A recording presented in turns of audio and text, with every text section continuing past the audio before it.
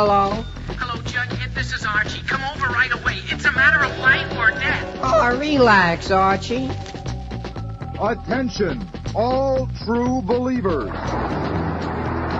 Marvel Comics is on the air. The friend of the unfortunate, enemy of criminals. In reality, Dan Garrett, a rookie patrolman, loved by everyone but suspected by none of being the Blue Beetle. Boys and girls, your attention, please. Presenting a new exciting radio program featuring the thrilling adventures of an amazing and incredible personality. Faster than an airplane, more powerful than a locomotive, impervious to bullets. Up in the sky, look! It's a bird, it's a plane, it's Superman! 10, 9, 8, 7, 6, 5, 4, 3, 2, 1. Everybody, it's Miss Jen. Surprise! I'm excited today. You know that I love indies.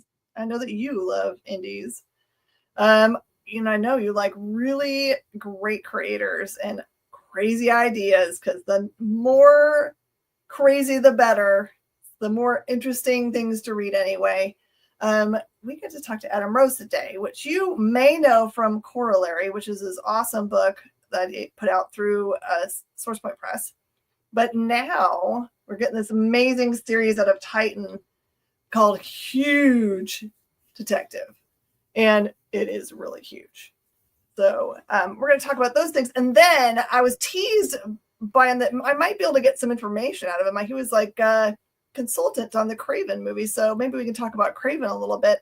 I'm going to give away this copy of Huge Detective #1 to whoever Adam thinks is the best question that's asked. So think about your questions. I don't really care what they're about. They can be about his favorite food. Just whatever he likes. All right, everybody. Stick around, do some likes and hearts and shares, and we're going to get right after it.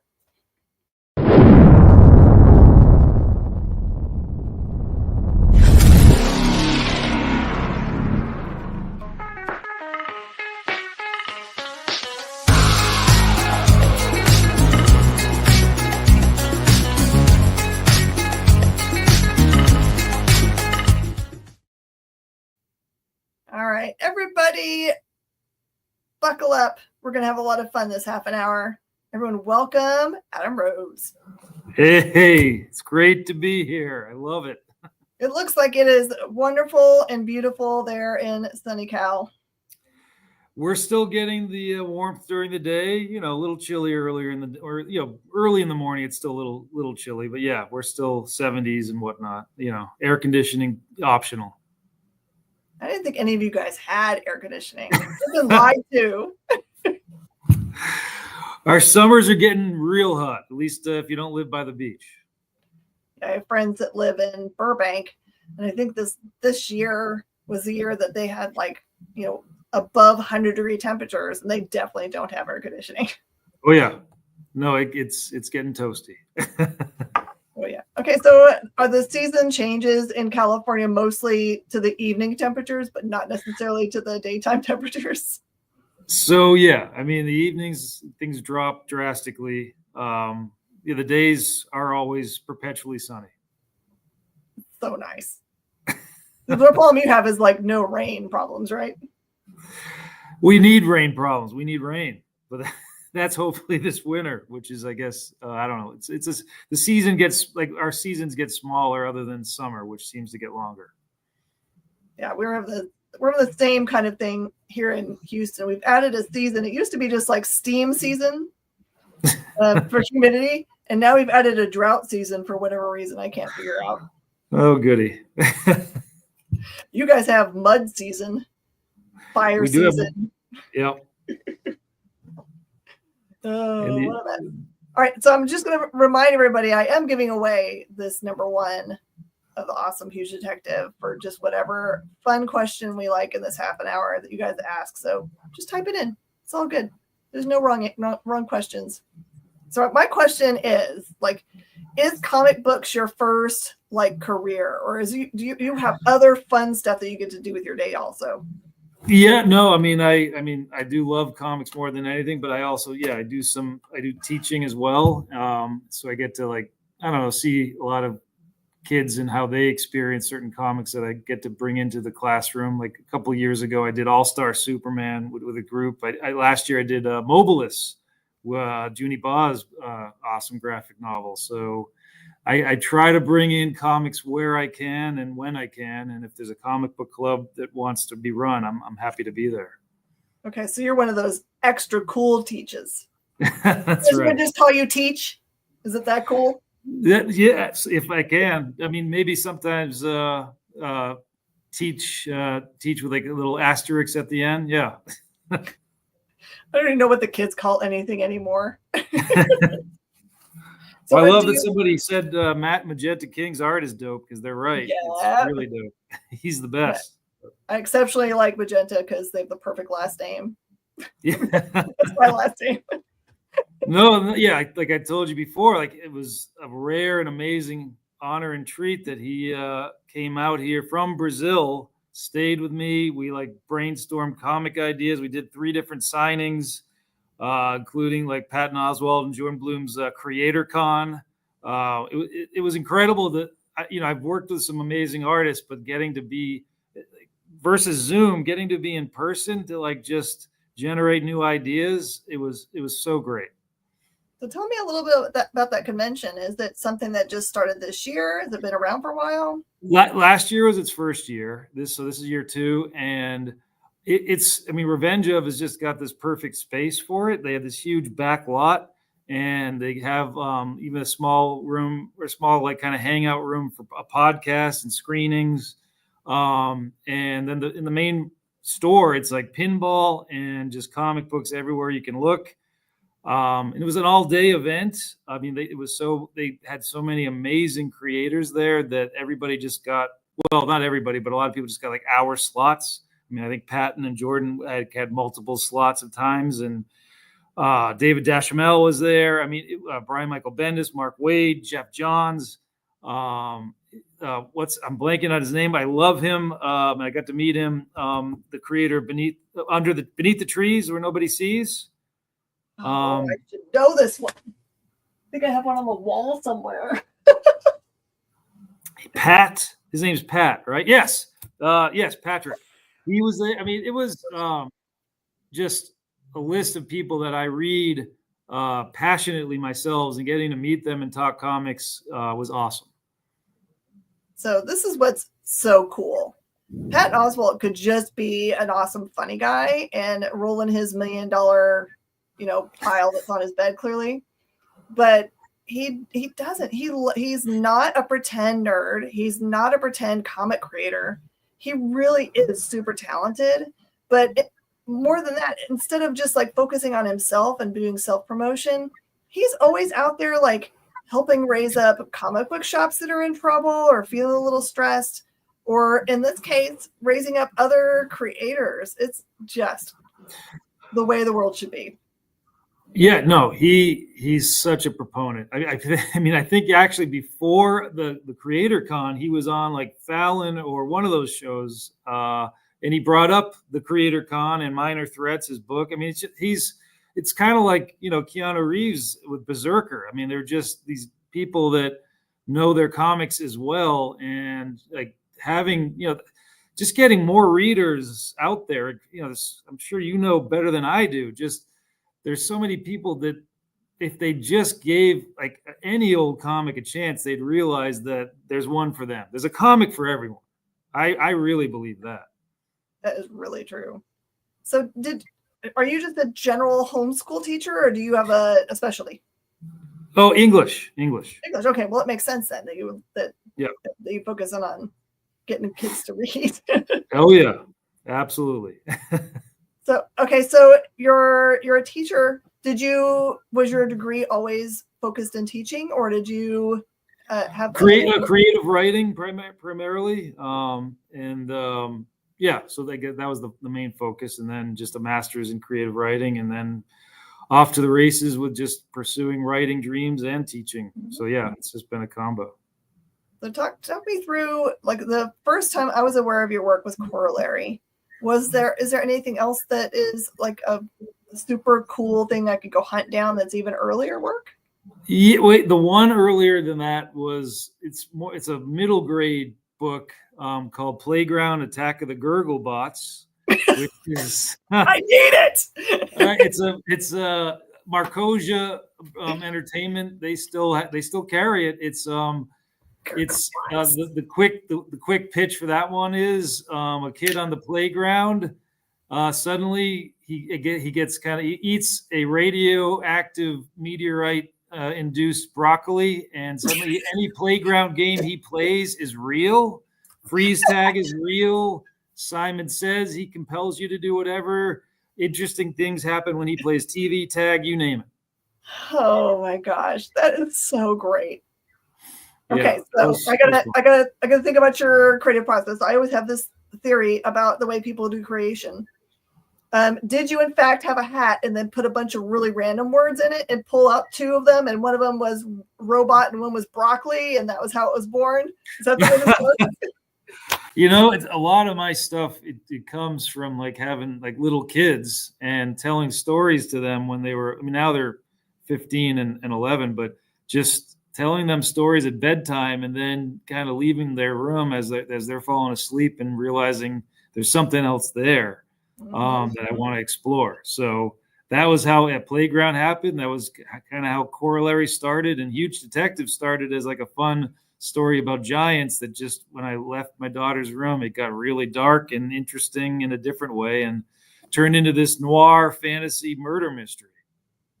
So, okay. So you've hit on a lot of the most popular kind of genres right now. Noir is very popular, and anything that has to do with crime is through the roof popular. You can kind of tell from the offerings on Netflix that there's like, if you look at true crime as a section, they're just to add, like if they're not adding a new thing a day, I almost lose my mind because I'm a criminal justice major, so I like watching that stuff. So is it because of kind of the leanings of what's going on for the popular zeitgeist, or is you just like, nope, I just always wanted to make a giant noir detective? Yeah, I honestly, all the stuff I write has got to be first and foremost just whatever is like whatever lightning bolt hits me as far as something that I'm compelled to write and I'm going to love writing. So no, I wasn't like, I mean, I guess I'm aware. Yeah, of course, like only murders left the building, and true crime podcasts, like you said, everywhere you look, there's something about that. But no, for me, it was the characters that kind of created the story. Like once I had my Detective Tamaki and Giant, I kind of followed their lead through this mystery, and also the world building alone was just so much fun to think about. Just having these beings the size of skyscrapers kind of erupt from a slumber that we induced with our like use of like nuclear weapons and whatnot across the planet, and then having to come to terms with them and give them in the end Australia as a compromise. Australia, you say? Well, we had to give them something, and that was the perfect continent to give them. Been watching a lot of shows that are that talk about. I'm not a proponent of like ancient aliens talk, but it is fun to watch. But also of like just societies that occurred before our written time. So we just don't. They existed, but we just didn't know about it. So there's nothing magical about it. They just were there before. So is that the idea that the giants just were they were here and they just had to like, nope, can't do the nuclear thing? Yeah, no, 100%. They've been here. They were just hibernating for hundreds and hundreds, thousands of years, perhaps. And we awoke them, and that was we disturbed them, and then there was no going back to sleep. So another thing too is before the like kind of peace accords, they have a taste for humans. We're like potato chips for them or French fries. Oh, no. So they had, and that's something that our main character, Detective Giant, he's having to resist that urge, and being the first giant to be allowed back on human soil since these wars, the Omega event with humans and Huge. So it's also that like just these two different polar opposites having to come together, and also kind of dispel stereotypes among each group as they are trying to solve this murder so that more people aren't killed. Jay says being woken up and not being able to go back to sleep is relatable. Yeah. Very, very relatable. Yeah, they were cranky for a bit, but that now they've accepted being with us, and they're just now starting to interact with us without it being violent or a buffet. Okay, so I have a real question. As someone that likes forensics and, figuring out how they figure out who did a crime, right? I'm thinking to myself, he's so gigantic. How does he even see anything worthwhile in order to be an effective detective?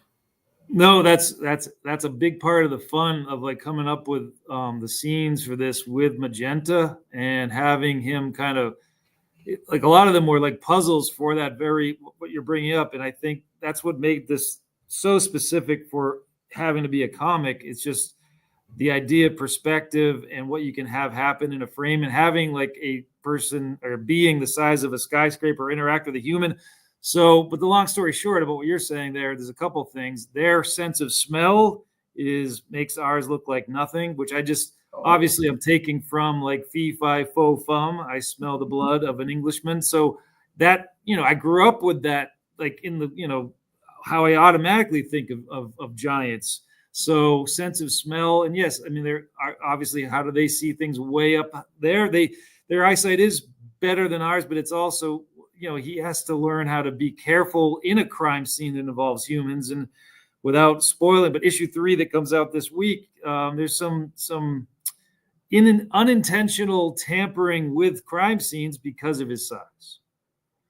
The other thing I'm wondering is like, okay, so he's huge. He's obviously got to communicate with the other detective. Is there a communication problem? Like, is he always too loud? Does he have to like change something about the way he communicates with her? You're asking such great questions because yes, what you find out right away is their normal way of communicating with each other, like Huge, is telepathically, and it actually hurts his voice to talk out loud, but he has trained himself to be able to do so. And yes, he has to restrain even like the fact that he's not used to talking. His voice could, pierce a human's eardrums. So he has to be very careful with how he talks. Like, the faintest of whispers, how he has to bring out any kind of actual verbal conversation with a human. Then I also wonder, I think I read number 1 and I haven't got to read number 2. Is there a lot of looking back at where, he's from? Do we get to see Australia and how that's shaking out? Is that going to be difficult? Going to create some difficulties later? Yes. No, we have some great flashbacks to things that happened right after the Omega event 40 years ago, as well as how things are currently going. And every issue, Titan was cool enough to let me have like a case file that explores some pocket of their world, or how some of the trauma that the humans are still dealing with, like from their the initial war with these beings. So yeah, this world's much bigger than this 5-issue series that if I get the chance, Magenta and I are really hoping to explore even more. It's such a great way to look at, we usually do this in books where the othering is an alien species, right? Or you focus on skin color, whatever. This is like something that's so extreme, so very extreme. But I'm sure you get to still play with those ideas and the tone of it. Is this book meant to be like a serious look at those things, or are you just like, let's just play in this universe for fun? No, it's both. I mean, and I feel like it can be both. And no, it was always the intent was to kind of address the metaphor of these relationships and how, just like, the best episodes of Star Trek from the 60s through today, It's all like an allegory for what's going on in the real world. So yeah, that's all there, 100%. And my editor, the editor in chief of Titan, he pointed it out to me, and I didn't. So I got to give acknowledgement that it was somehow in my subconscious that there was a TV show and a movie way back called Alien Nation, where it was about this like giant vessel of aliens that crash landed. They were actually the like slave labor of some other aliens, but all those whoever were their controllers are dead, and they them learning to live in LA, and this one alien's the first one to be allowed to be like a detective with a human, so that relationship, or another alien mind, so all those relationships, yes, they're there in this, but they're not like I hope they're just there in the background the way they are in how we all deal with that kind of like navigating differences with people. Absolutely. Ruby Aspen says this should be a movie. That would be amazing. This would be a crazy casting, right? If you had to like do this, it'd be so much easier to cast her. But like, how do you cast somebody who has to then be a giant? You are asking such awesome questions, because I feel like this isn't a spoiler, but Magenta, when we first were sketching out Detective Giant, and I say those of you just listening, like Gyant, that's his name. We modeled him. It was funny, we're both on the exact same page because I didn't even have it in the script, but I imagined, and he just referenced on his own, the actor Michael Shannon. What do I know them from? Oh gosh, geez. Well, he was in so many, like Boardwalk Empire comes to mind, but that movie, something Shelter, like where he like builds, like, he feels like aliens are coming or the end of the world's coming, and he builds like a shelter. I'm so bad with names of movies right now. I'm gonna look at it. Look up Michael Shannon. You'll know him. Okay. So there's so many really great actors out there that I'm like, I've never. Oh, he played General Zod. Yes. Steel. Okay. Yeah. He's got that, like, I don't know. There's something. He's got the perfect look for just like making you feel uncomfortable. I don't know what there is about him. He's good. He's great. So yeah, that was just we were on the same page without even realizing it with the look of that character. Oh, that's so cool. All right, we got about 5 minutes. I didn't want to tease the audience that we might talk about Kraven, and you had mentioned it, so I wouldn't have broached it unless you had said I might be able to talk about it a little bit. But what does the consultant even look like? I don't know what it was. It was. Take Shelter. Jeff just said 10 points for Jeff.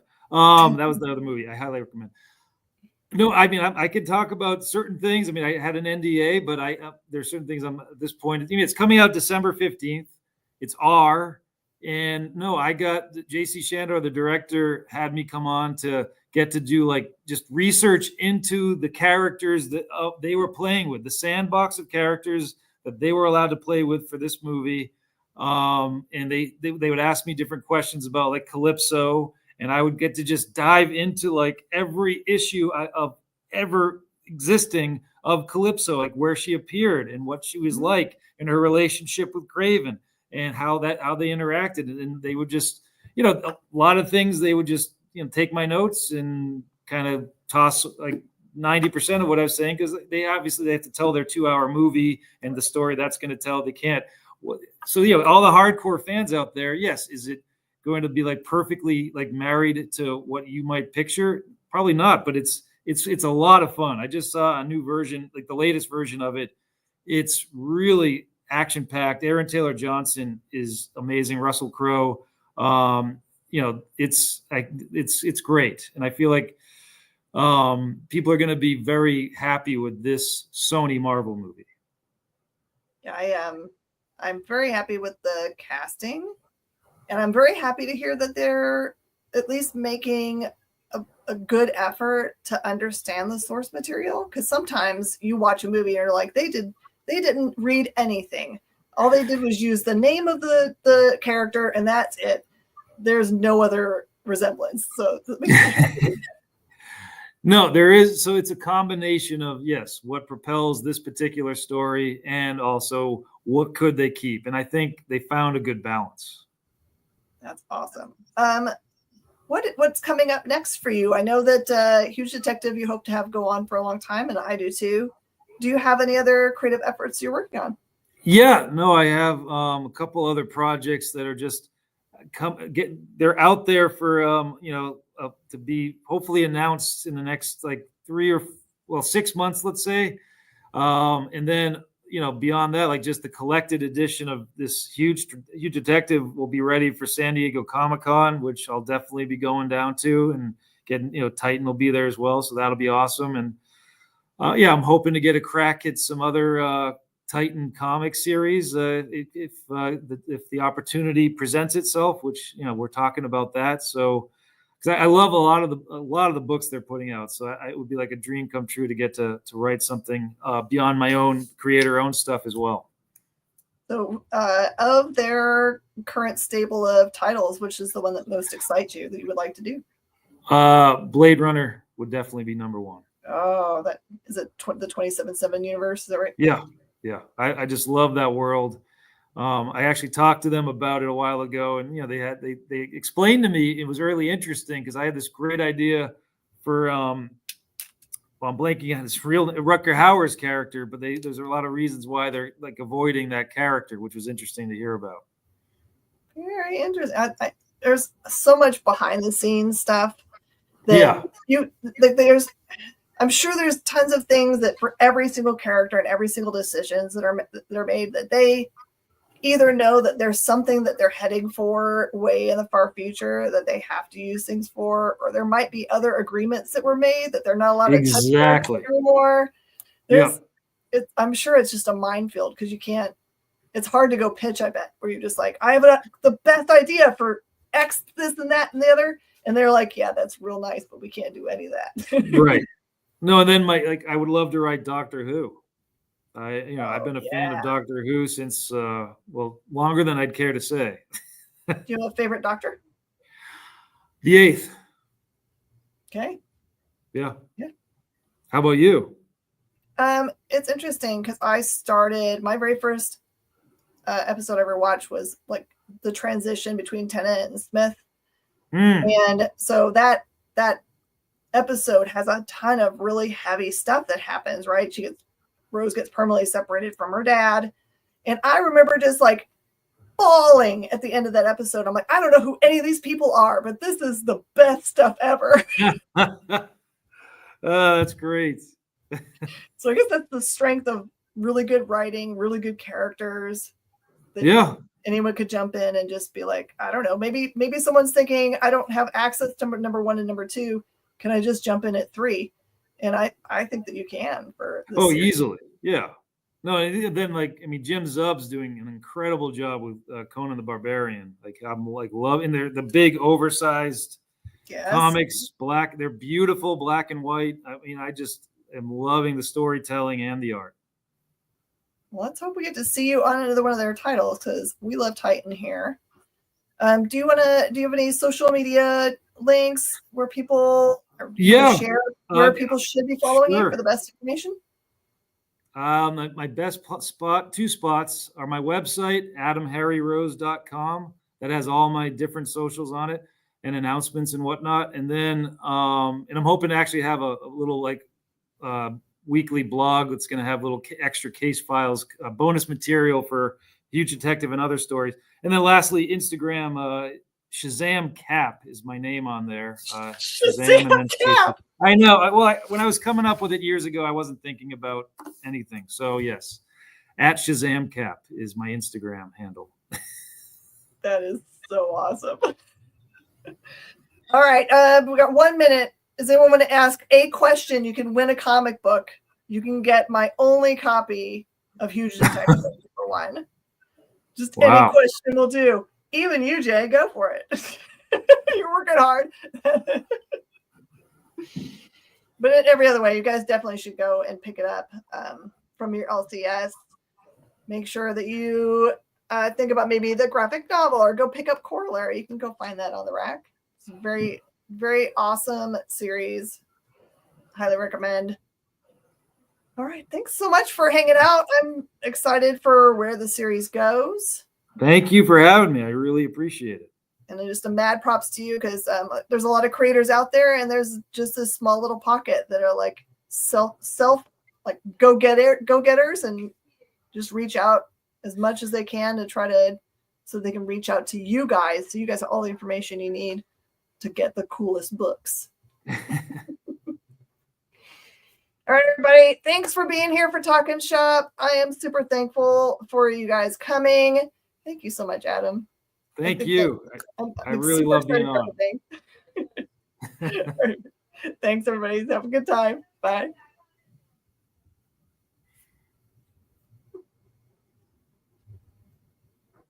Well, thanks, Jeff. Appreciate it. That's nice.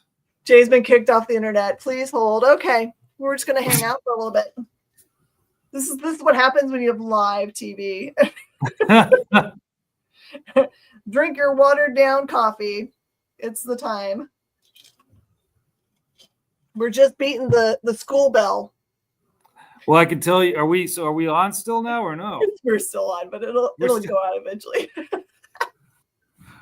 Well, I guess the last thing I would tell you or tell anybody that's still on with us, poor Jay's been kicked off.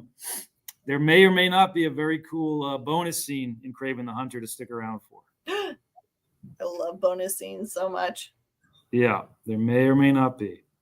So people can. You're first. You can't get in trouble for that because it's just like Schrodinger's cat. There could be a scene and there could not. Yes, that's right. At the same time. They simultaneously are both are true. They're both. What else am I? Well, all right, actually, Jen, tell me real quick, because what have you seen a trailer? I haven't seen the newest one. I saw the first one. I have a rule for myself not to watch anything past the first one because I feel like they get progressively more spoilery, and I want to go into a movie and enjoy it. What characters are you aware of? I am so dumb about Kraven that I know about Kraven. They could put anything on the screen and I'll be like, whoa, that's the coolest new fresh thing I've ever seen. All right, well then, I won't say I can just say there are at least 3, possibly 4 other characters that people will know that are in this movie. Oh, I see. That's awesome. All right, you heard it here first, everybody. Go buy your ticket. All right, and support your LCS. Go and hang out with them on Wednesday and go buy some cool books. Thanks, Adam. Thanks. Appreciate it. Take care. Bye. Join the party. Head over to our link tree to find all the links for everywhere the experience is all the time.